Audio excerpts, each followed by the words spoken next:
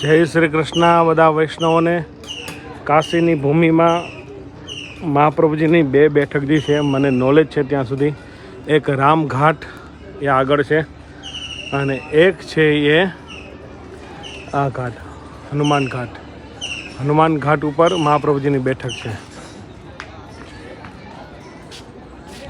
તો ચારીજીની સેવા દેવા જાઉં છું મહાપ્રભુજીની બેઠકજી। અંદર કદાચ મોબાઈલ ન વાપરો તો દર્શન ન થાય, એટલે બધા વૈષ્ણવોને અહીંથી કરાવી દઉં છું। આપ સર્વે વૈષ્ણવોના ચરણ કમલની અંદર પ્રણામ અને ઠાકોરજી સૌને સુખી રાખે। Ravi Shastri from Kashi at the moment. સર્વ વૈષ્ણવોને જય શ્રી કૃષ્ણ।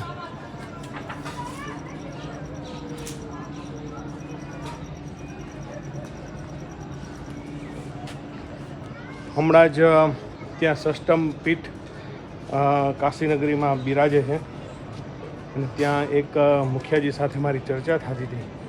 તો એમને મને કીધું કે વલ્લભાચાર્ય મહાપ્રભુજી પોતાનો દેહ પણ અહીંયા છોડેલો છે કાશીમાં, અને પ્રયાગરાજ હું ગયો હતો ત્યાં પણ એમના લાલજીનો જન્મ અને એમના ગોસાઈજી મહારાજના જે લાલજીઓ હતા એમનો પણ જન્મ ત્યાં છે, પ્રાગટ્ય ત્યાં છે।